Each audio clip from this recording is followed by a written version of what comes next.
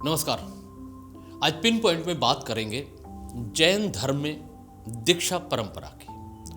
दरअसल जैन धर्म में दीक्षा महोत्सव एक महत्वपूर्ण घटना है जिसमें एक व्यक्ति सादगी और पवित्रता का जीवन जीने के लिए दीक्षा लेने का फैसला करता है। दीक्षा के बाद दीक्षार्थी साधु या साध्वी बन जाते हैं और उन्हें सन्यासी जीवन शैली अपनानी पड़ती है जो सादगी, संयम और अनुशासन पर आधारित होती है।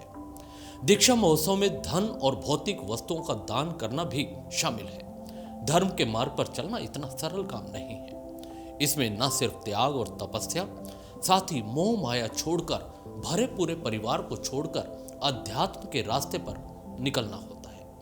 जैन समाज में दीक्षा परंपरा का अर्थ है मठवासी जीवन में प्रवेश करना और अपने आध्यात्मिक पथ पर चलते हुए सांसारिकता से अलग हो जाना।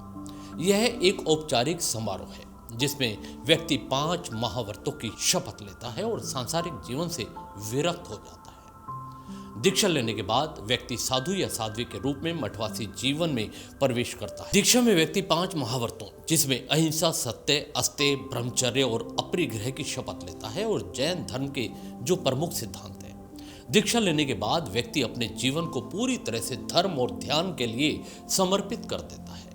साधुओं और साध्वियों को भिक्षाटन करके भोजन करना पड़ता है और नंगे पैर यात्रा करते हैं। दीक्षा लेने के बाद वे अपने शरीर के बालों को नोच कर हटाते हैं जिसे केश लोचन कहा जाता है। दीक्षा के 5 नियम। जब लोग दीक्षा लेने की इच्छा रखते हैं तो उन्हें दीक्षा लेने से पहले और बाद में 5 मुख्य सिद्धांतों का पालन करना होता है जो हम पहले बता चुके हैं, जिसमें अहिंसा, सत्य, अस्तेय, ब्रह्मचर्य और अपरिग्रह शामिल है। अहिंसा है जिसका मतलब किसी भी जीव को उसके कर्म, वचन या विचार से नुकसान ना पहुंचाना। फिर सत्य है जो स्वयं और दूसरों के प्रति सच्चा होना है। फिर आता है अस्तेय जिसका अर्थ है कि किसी दूसरे व्यक्ति की चीज को बलपूर्वक या चालाकी से न लेना। मूल रूप से किसी भी तरह की धोखाधड़ी और चोरी को छोड़ देना। इसमें चौथा सिद्धांत है ब्रह्मचर्य का जो विचारों, कार्यों में शुद्धता बनाए रखना और अनुशासित रहना है। और अंत में है अपरिग्रह जो लोगों को अपनी सांसारिक और भौतिक संपत्ति से अलग होने के लिए प्रोत्साहित करता है। यह लोगों को एक सरल और संतुष्ट जीवन जीने में मदद करता है जहां वे लालच और आसक्ति से मुक्त होते हैं। पिछले कुछ सालों से आप नियमित रूप से कई अमीर और संपन्न लोगों द्वारा दीक्षा लेने की खबरें भी लगातार देखते आ रहे हैं, चाहे वह हीरा व्यापारी हो या कोई किशोर जिसने अपनी परीक्षा में टॉप किया हो। अधिक से अधिक लोग दीक्षा लेने की ओर आकर्षित लगातार हो रहे हैं। क्यों? खैर, यह आवश्यकता आधुनिक भौतिक दुनिया की बुराइयों के एहसास से आती है। एक बार जब लोगों को एहसास हो जाता है कि भौतिक संपत्ति कितनी खोखली और नरम होती है तो वे धन में रुचि खो देते हैं और अधिक सच्चे और धन्य रूप में भगवान के साथ एक होना चाहते हैं। अधिक से अधिक लोग अब दीक्षा लेने लगे हैं क्योंकि यह आध्यात्मिक मुक्ति और आंतरिक शांति का वादा बन गया है। दीक्षा उन्हें संसार से मुक्ति और मुक्ति का वादा करती है और मोक्ष प्राप्त करने का एक साधन बन जाती है। दीक्षा प्राप्त करने या दीक्षा समारोह शुरू करने से पहले लोगों को खुद से बहुत बहस करनी पड़ती है। ऐसे कई गंभीर सवाल हैं जिन्हें पूछने की आवश्यकता है क्योंकि दीक्षा प्राप्त करना बिल्कुल भी आसान नहीं है। दीक्षा प्राप्त करने से पहले लोग जैन साधुओं से मार्गदर्शन लेते हैं, पवित्र ग्रंथों का अध्ययन करते हैं और अपने मन और शरीर को शुद्ध करने के लिए अनुष्ठानों और समारोह में भाग लेते हैं। और एक बार जब सब कुछ तय हो जाता है तो दीक्षा का पहला कदम दान होता है। लोग अपना सब कुछ दान कर देते हैं और यह सब दुनिया को बताने का उनका एक तरीका बन जाता है। भौतिक संपत्ति का अब कोई मतलब नहीं।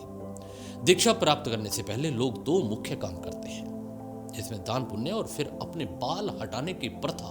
दीक्षा प्राप्त करने से पहले एक दीक्षार्थी को अपने बालों की एक एक लट को रेजर या कैंची से नहीं बल्कि हाथों से हटाना होता है।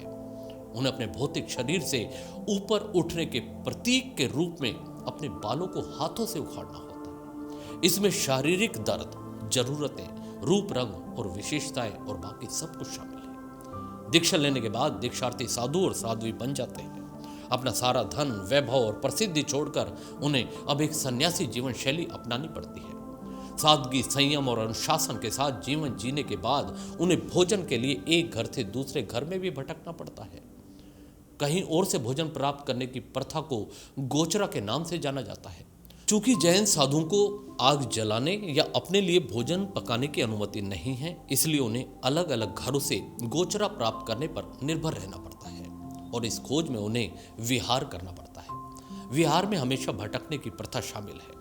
चूंकि जैन साधु और साध्वियां लंबे समय तक एक स्थान पर नहीं रहते, इसलिए उन्हें नंगे पैर एक स्थान से दूसरे स्थान की यात्रा भी करनी पड़ती है और जैन धर्म की शिक्षाओं के प्रचार में लगे रहते हैं। विहार के दौरान वे सांसारिक दुखों और सुखों से अलग एक सादा जीवन जीते हैं और भोजन और बुनियादी जीविका के लिए दूसरे लोगों पर वह निर्भर रहते हैं। दीक्षा लेने वाले साधु और साध्वियां जैन धर्म के सिद्धांतों का सख्ती से पालन करते हुए जीवन जीते हैं और पूरी तरह से आध्यात्मिक प्राप्ति की खोज में खुद को समर्पित कर देते हैं। आज इस खास पेशकश में इतना ही। दीजिए इजाजत। नमस्कार। चैनल को भी सब्सक्राइब करना ना भूलिएगा। धन्यवाद।